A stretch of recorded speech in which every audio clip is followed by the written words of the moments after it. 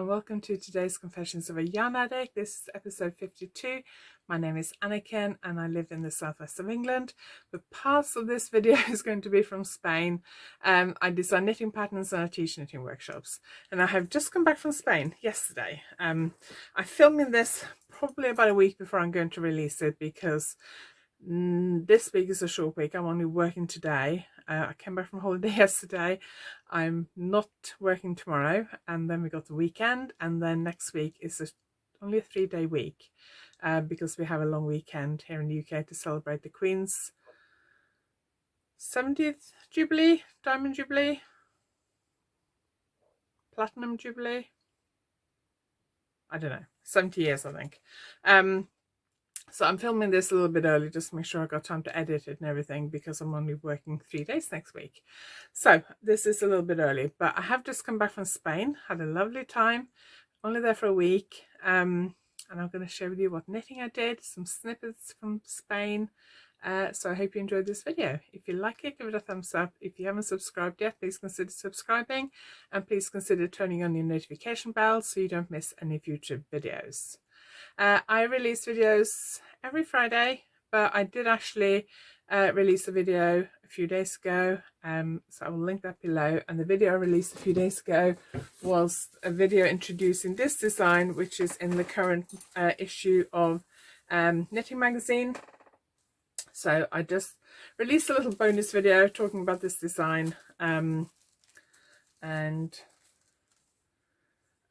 blocking, how I blocked it. And then I also gave you a little bit of a sneak peek of Knitting Magazine. So this is in Knitting issue 231, which is in the shops in the UK now. By the time this video comes out, I think this has probably been in the shops for about 2 weeks. So I assume it's got about 2 weeks left. Let me show you the pictures of my design. The theme of this issue is Pantone Colour of the Year, very Perry. And there are lots of beautiful designs. That is my design modelled on an actual person, and I knitted it in Fabulous from Macintosh. So Macintosh Fabulous 4-ply, which is a blend of 55% British Blueface Leicester and 45% Mulberry Silk.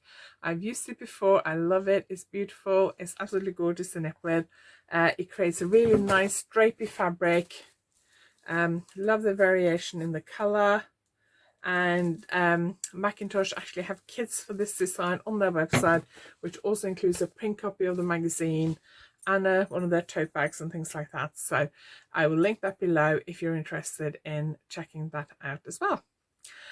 Okay, let's get on to what I was actually knitting while I was away. I thought I'd record this video quickly so I don't forget what I did, and also because I do have a lot on in the next few days. We're actually only home for 2 weeks, and then we're going away again to Spain for 2 weeks. Because of personal stuff and bank holidays and a workshop, I'm not actually working more than 3, 4, 5 days while we're in the 2 weeks we're away. I've actually got 5 days I'm working, so that's why I'm getting on the filming this video a bit earlier. So I'm going to see if I can just grab some sock blockers to show you these socks. So we normally travel with hand luggage only when we go on holiday, especially if we're going on holiday in the summer months to somewhere warm where we have washing facilities. We normally travel with hand luggage only, so space for knitting project is a little bit small. So I always have to be sensible about what I really should be taking with me. And I actually had planned to take something else, and I changed my mind just before we left.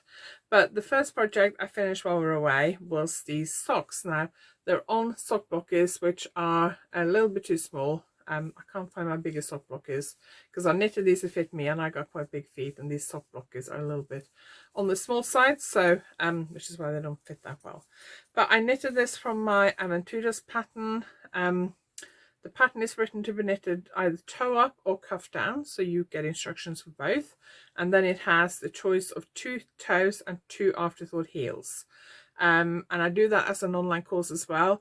The online course was called the Aventuras Socks online course. It is now changed to Successful Socks online course. And the reason I've changed it is because I'm actually going to add a load of information. So once we get back from Spain next time, in July and August, I'm going to film and edit some new videos to add to the course. So that instead of just doing socks with afterthought heel, it'll cover socks with a standard heel flap and gusset as well, and maybe some other toes, maybe some other heel versions. I haven't quite decided yet, but it will definitely cover like a normal heel flap and gusset, both top down and toe up. So but with self-striping yarns, I tend to use my Aventuras pattern because they have the afterthought heel, so it doesn't interrupt the stripes as it goes across your this part of your sock, which if you're knitting with a heel flap, it will interrupt the stripes in this section of your sock. Really pleased with them. I did swirly heel, which you can't see that well here. I do actually have a little video I recorded in Spain, which I'll show you the socks a bit more in detail. And I did a swirly toe. I tried to actually colour match this sock, you wouldn't think so. I tried to start both of them at the start of the red section, but this one, okay, so this is the first sock I knitted, and I cast on, actually I used a long tail cast on, so I started the long tail cast on just where it changed from blue to red, pink, I think it's pink.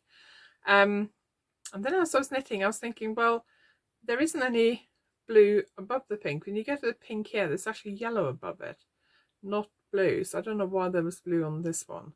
But there you can see that pink section, red, pink, I think it's pink. It's much wider than that pink section, or that pink section, or that pink section. So I don't know why. So when I did the second sock, instead of blue at the cast on, it was yellow, which is fine. But can you see how that pink section is much narrower than the one on this one? So obviously that made the stripes not match, which doesn't bother me because I'm not actually that bothered about matching socks. I quite like mismatched socks, but I thought this time I would try and match them, and clearly I failed. But I don't really mind. I don't think you can really tell when you wear them whether they match or not. Doesn't bother me. They're fabulous socks and I shall enjoy wearing them. The yarn is Little Grey Girl, and I got it, I think it was beginning of the year. It is back to socks, self-stripe yak socks. So I'm assuming back to socks is a colorway, but I'm not sure. Yak blend, it's got 70% superwash merino, 20% yak and 10% nylon. Last time I knitted socks in this blend, I managed to felt them because, to be fair, it does say here hand wash it, but the last time I had socks in this blend was from a different dyer. I'm pretty sure they said hand wash, but I tend to wash all my socks on 30-degree wool wash, and normally it's okay. But although it's got superwash merino, the 20% yak is usually not superwash. So you've got to be a bit careful. If you look at the label and you think, well, it's got superwash merino, I can wash them, look at what else is in there. If it's just superwash wool and nylon, that's fine. You can probably wash it at least on 30 degrees. But if it has anything else like yak or cashmere, you can't machine wash them. So I don't know whether I will hand wash them or whether I will wash them on a 30-degree. I think with my previous yak socks that I felted, I think I may have washed them accidentally on a 40-degree. And I have made that mistake a few times, so I don't know whether I should risk it again or not. We'll see. But I love those socks. I haven't worn them yet because I was trying to keep them nice for this video.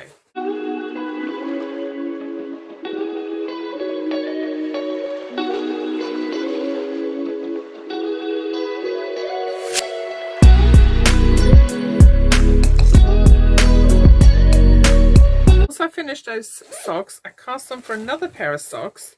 So when we're on holiday, I mainly knit socks when we're traveling, so at the airport and on the plane. And if we have a long drive to the airport, I'll knit in the car.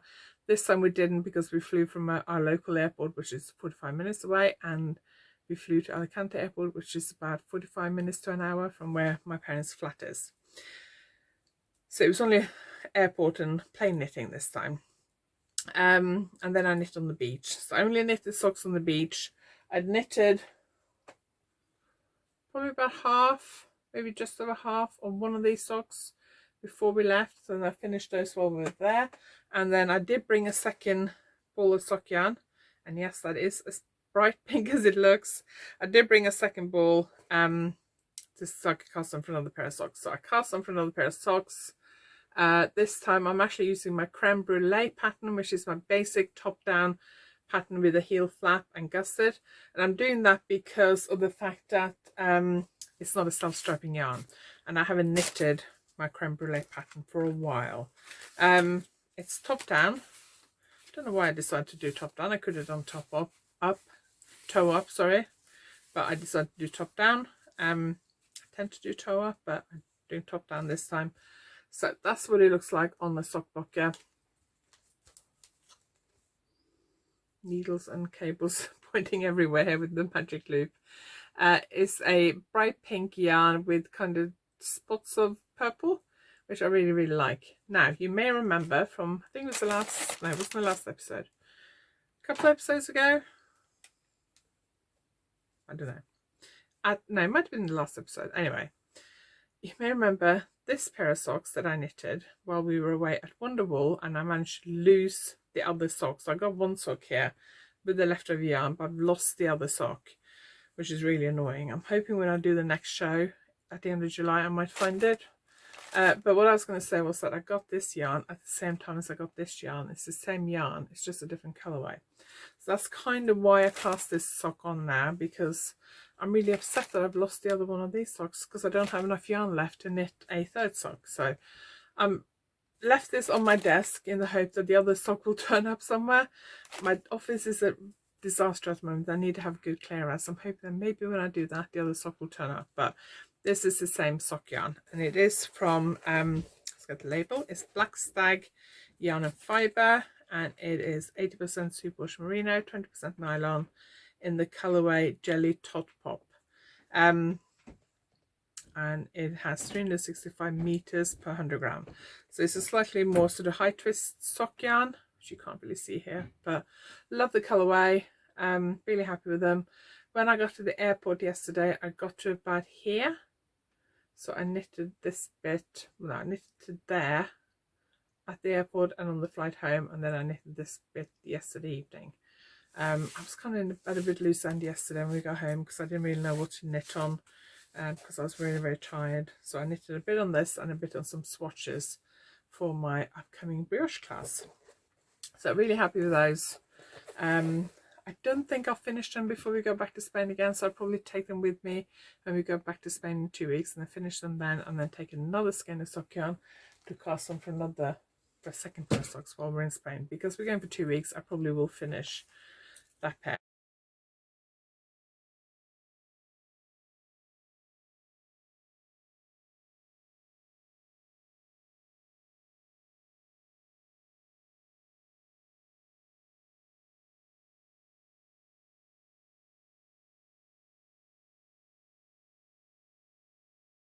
Okay, it got really sunny outside, and I got a window to that side of me, and it made the light all weird, so I've had to close the window, which has made the light conditions change a little bit. So apologies if it suddenly looks a bit different, but sun coming out when I'm filming is always a bit difficult.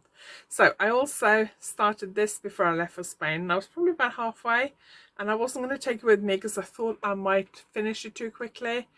But then what I was going to take, I didn't actually have time to design, so I took this because I really wanted to finish it, because I want to have the pattern ready to republish in time for the Summer Wool Festival, which is at the end of July. So I got plenty of time really. But this is Simplicity. I haven't blocked it yet, so it does need blocking. Now Simplicity is my absolutely easiest shawl. It comes in two options, triangle or half hexagon, and I've got a new sample knitter who's doing a hexagon version for me at the moment, also in this same yarn but a different colorway. So I'm really excited. So once I get that sample back as well, I'm going to update the pattern, because the yarn I'm using now has slightly more meterage than the old yarn I used. So this has 450 meters per 100 gram, which is a bit more than the standard kind of sock yarn 4-ply. But I'm also going to include notes in the pattern on how you can adjust the size if you run out of yarn or if you have more yarn left over. So it's very, very simple. It's just got garter stitch and a few of these eyelet rows. So it's a very good way of learning to knit a shawl which has a bit of shaping to create the shape of the shawl. well, you don't really have to think about the pattern. No charts or anything, just very simple written instructions. So I really like this. It's a pattern that's been on my to-do list to update for a long time. I designed it in 2010, which is such a long time ago, and I wanted to update it for a while now, but I just kept putting it off. And I don't like the way the pattern is written originally, because I've learned a lot about pattern writing since 2010. So I've actually changed the way I'm writing the pattern as well, which means he has to go through tech editing again and things like that, but that's fine. And I'll be much happier with the pattern once I've done that. So this is knitted in Monostil Uruguay Fino, which is a blend of extra fine merino and silk. And remember what I was going to say there. It is 70% merino wool and 30% silk. It is in the colorway of violets. I do have a couple of skeins on my website if you're interested. This just takes one skein. The website doesn't have photograph of the yarn. I must get a photograph taken up, uploaded. I forgot it before I went on holiday. Been on my to-do list for a while.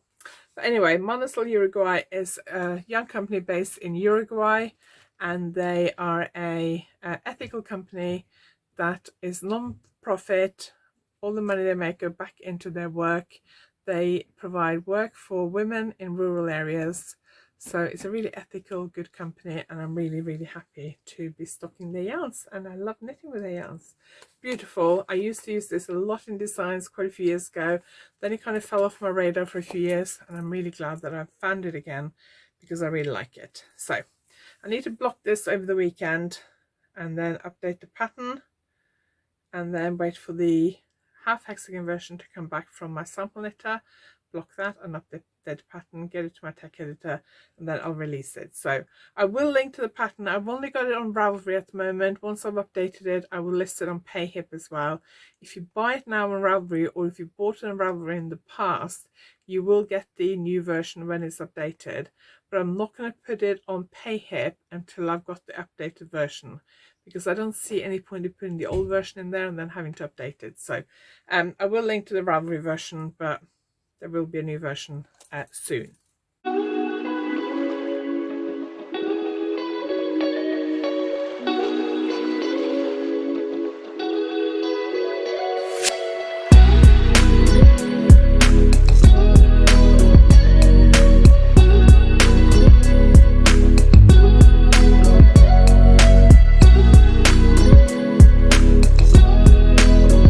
Okay, so this was a bit of an, hang on. This was a bit of an impulse because I saw that Botanical Yarns had a sale on some of their coconuts items, I think it is, and I had a look, and this was a bit of an impulse. I haven't, it arrived this morning when I was working, and I haven't unwrapped it because I was actually going to shoot a little video of me unwrapping it, but it's kind of falling out of the tissue paper, so I don't think I'll do that. But it comes wrapped in tissue paper, although it's almost fallen out of the tissue paper. So let me just take all this stuff out. I actually got a design using Botanical Yarns, which is going to be in a magazine. I think it's next month. You always get like a raffle ticket with Botanical Yarns when you order from their website. Business card. Then you get like a little advertising card thing. The lady who runs Botanical Yarns also runs Yorkshire Yarn Fest, and they got their next in-person Yorkshire Yarn Fest on 28th of May, and it's got a little leaflet at the back with all the stall holders on the back. Because it's only a one-day show, it's a bit too far for me to go. I wish I could do it, but they have it several times a year. But it's a one-day show somewhere in Yorkshire, not sure where. But because it's just too far for me to go from Cornwall, I haven't been able to do it. And then it's got also a list of the other shows that they're doing this year and some other advertising stuff on the back. So I got this thing called a craft caddy from Coconuts. Don't really know why. Don't need it, but I quite fancied it. So that's what it looks like. It can also be used as a bag organizer, and I do actually have some tote bags that I don't have a bag organizer for, because I bought a bag organizer but it's too heavy, so it makes the bag too heavy.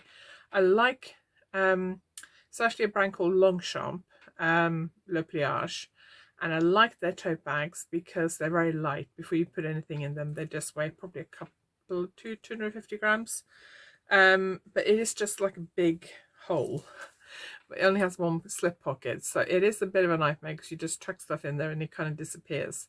So I tend to put things in like pouches, zip pouches, so I can find things. And I did buy a bag organizer a few years ago, but it's quite heavy, so I've never actually used it. But this is made of paper, which is really interesting. I actually got another bag made of paper, and I thought it'd be probably a lot lighter, which it is. So I was thinking maybe I could use it as a bag organizer. Just wondering where this bag is. Oh no, I left it in Spain. So I got 2 sizes of the Longchamp Le Pliage, and I was thinking whether this would fit the large one. I don't know whether it will be, but it's a bit too small. But I actually left my large one in Spain because I used it as a beach bag. So I left it there. I used it as a hand luggage bag on the plane and then as a beach bag when we're there. But I do have my Le Pliage medium because I used that for workshops last time I was teaching, and it would actually fit the medium. I've also got a Le Pliage small, and I'm wondering whether it would fit the small one. So I may actually use it as a bag organizer rather than as a craft caddy. But the idea is that you can actually use it as a craft caddy as a separate standalone thing. It's got pockets on the outside here, got a big pocket there. It's got 2 small pockets here where you can slip things into. And then it's got on the inside, I don't know how easy this to see, but it's got pockets, 2 pockets there, 2 pockets, no, 3 pockets here. So you can put things like your needles and tape measure and different things into that. And then put your knitting and your balls of yarn in the middle. And because it'll stand up, you can kind of put it on the floor or on the table and put yarn into it, and it'll feed out quite easily. Now it does also come, well, it doesn't come with, you can buy this separately, a leather handle kit, which comes with leather handles. I don't want to open it because I don't want to lose anything that's in there. But it comes with leather handles and leather thread and things like that to actually, so you can actually attach those leather handles to this, so you can carry it with a handle. I am actually toying with the idea of making a crochet bag, and I was wondering maybe I should keep these leather handles for the crochet bag, especially if I decide to use this as a bag organizer rather than a craft caddy. I don't know whether to put these handles on here and use it as a craft bag, or whether to use this for another bag. I don't know yet. So anyway, they were discounted, so that's really why I got them. Because she's discontinuing some of her Coconuts products, so some of them are discounted. I don't know if they're still discounted by the time this video comes out, but that's why I got it. So I'll let you know what I decide to do and use this for. Maybe I'll put the handles on, and then I can still have the handles on even if I use it as a bag organizer, because I won't be using it as a bag organizer all the time. So when I'm not using it as a bag organizer, I can use it as a craft bag, and then when I use it as a bag organizer, I can just pop it in a bag and I can still leave the handles on. So I don't know. Anyway, we'll see what I decide to do. But that was a bit of an impulse buy, but I quite like it. It's very, very light. And the paper, it doesn't feel like paper. I do have another bag which I bought a few years ago, which is also made of paper fabric, but it's really interesting and it's really light, which I like, but it's still got structure. So I like that.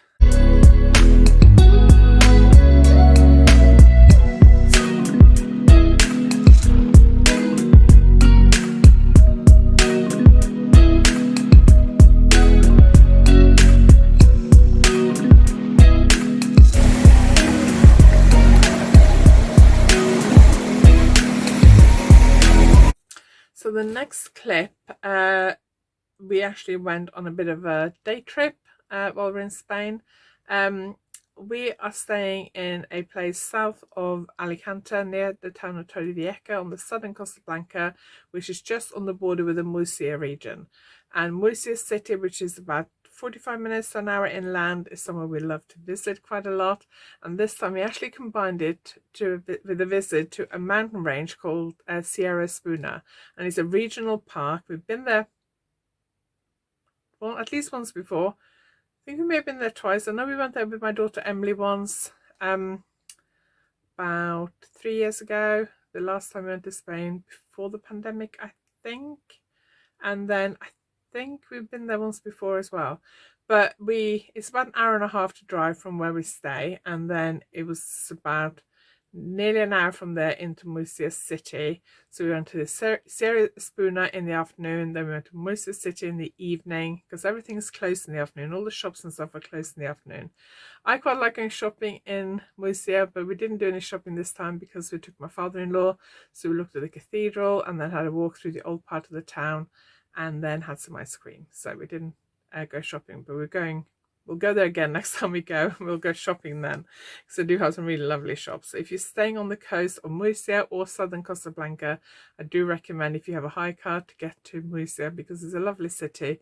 If you park near the cathedral, you can walk through the old part of the town, narrow streets, some lovely shops, and then they got a big El Corte Inglés, which I quite like to visit as well. So the Sierra Espuna is beautiful. The highest point we were at, I think, was about 1200 meters above sea level. There were higher tops than that, but that was the highest we went. We didn't walk or anything because it was very hot. It was 33 degrees according to our car. It was 33 degrees when we were at the bottom of the park, and at the top it was probably like mid-20s.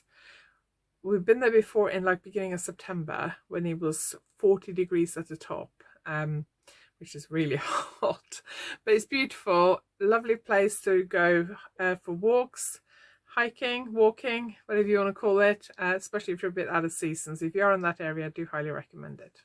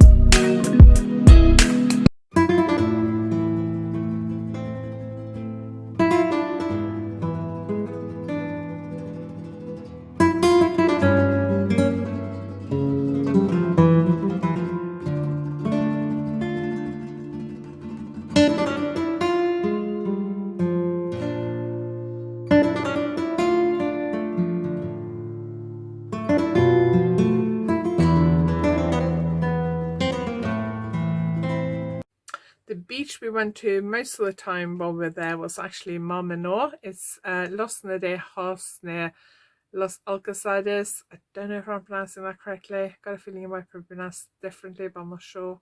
Which is on the Mar Menor. So Mar Menor is in the Murcia region, and it's just about, well, top of Mar Menor is probably like 15 minutes drive from where we stay, but where we like to go to the beach is Los Nedejos, which is about 25 minutes drive, I think, down the motorway, and it's one of my favourite beaches to go to. The beaches, I wouldn't say are that attractive there, but you can, where we go, you can park within meters of the beach, literally. And we tend to bring sun lounges and parasol and all that kind of stuff. So we don't travel light for the beach. So we like to park there, and there are toilets and there are beach bars. There's a really nice beach bar there that we really like going to. You can get a really cheap lunch there.